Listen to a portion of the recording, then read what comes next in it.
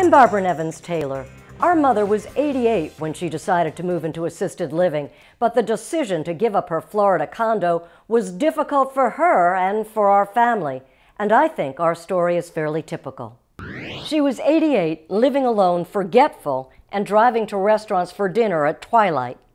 Like older drivers caught in these YouTube videos, she forgot the rules. She drove her car into a fire hydrant. She ran a light and got a ticket. She blamed everyone but herself and refused to stop driving. My sister and I tried to get her help at home, but she rejected everyone.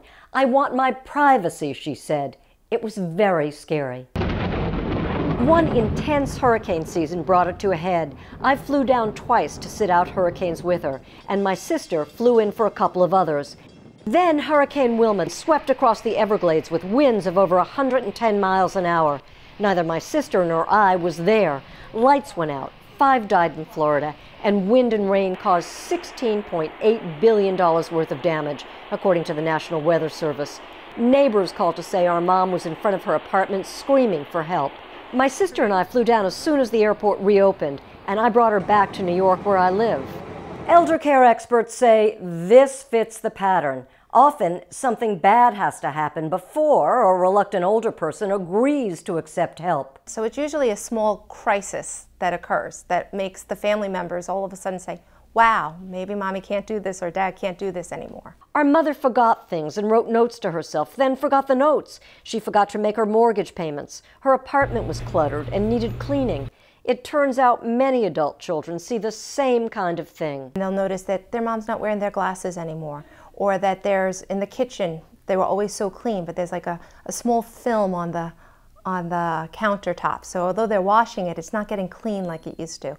Or the sheets, they'll notice that the laundry hasn't been moved since the last time that they had visited. If the caregivers are fortunate, meaning that their loved ones come to the realization, gee, I really cannot manage my own home, that is a good start. Our mother never said that. She was frugal and raised questions about cost. Assisted living facilities are expensive. Prices range from $2,500 to more than $7,000 a month, depending upon where in the United States you live. Rent pays for an apartment or room, some with kitchenette, no cooking facilities because meals are served in a common dining room. People come and go as they please. There are parties and organized activities included in the base price. Some share apartments to save. Staffers assist with basic needs. Then it gets more complicated. If you need help with medication, for example, you pay extra. So they need to do the research in terms of the levels of care that they provide, the various expenses that are entailed, not only in just the basic room and board, but the various levels of care, because those are huge. Some facilities do have flat rates, but in many, the more help you need, the more they charge. You get a contract amendment for every level of care. Long-term care insurance will sometimes pay, and veterans' benefits will pay if there is a medical condition. 47 states allow some use of Medicaid for residential facilities, but only for care, not for room and board. Alabama, Kentucky, and Pennsylvania do not offer Medicaid coverage for assisted living. The fanciest facilities are less likely to accept Medicaid. Most of them are licensed by the Department of Health. They provide the same services that we provide. The only difference would be kind of the same difference if you went to a Ritz-Carlton, to a Marriott, to a Best Western. It still provides comfort and care, it's just not as fancy. Our mom's pension, Social Security, her savings, and the income from the sale of her condo allowed her a range of choices. Before the crisis, I did the research and found a place she might like to live. My first tip always is let your family member be part of the process. I feel that it's a generation that worked really hard and had earned their money, and if it's going to be spent, let them be able to spend it where they want it to be spent. The facility I chose for her to visit had curb appeal, the kind she liked. The neighborhood was familiar. It wasn't far from where she grew up and we once lived. It works best if a family goes out and sees what's available for them, for their family members, narrows it down to 2 choices, and lets the family member go to those 2 options, meet the staff, meet the residents, enjoy a meal, and then go home and let the family member, their parent, choose which one they want to live at.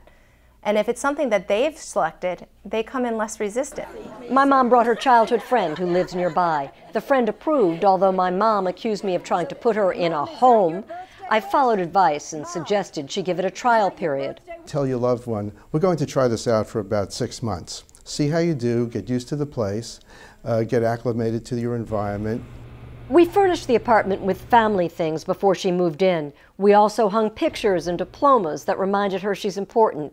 That eased things a bit. Sometimes it's just as simple as finding a favorite picture from the house and having the family member hang it in their house. In the meantime, my sister and I divided up the chores. I took care of Mom because I was here and could deal with the staff, and she took care of the money. The facility appreciated that. Streamlining it to one family member who is going to be the person in charge of health care, one person who's going to be in charge of finance, and ironing that out. But the cost increased by more than $3,000 over the years. There you go, yeah! That's our mom as she celebrated her 95th birthday. It was almost 7 years after she moved in. She'd lost a lot of her memory, but she was still witty and could carry on a conversation. She enjoyed singing and liked to tap her toes to the beat of the music. Assisted living is expensive, no doubt about it, but we found our mother was safe and well taken care of, and that eliminated a great many of our worries. For more about 55 Plus, please view our other videos and read Facts to Go.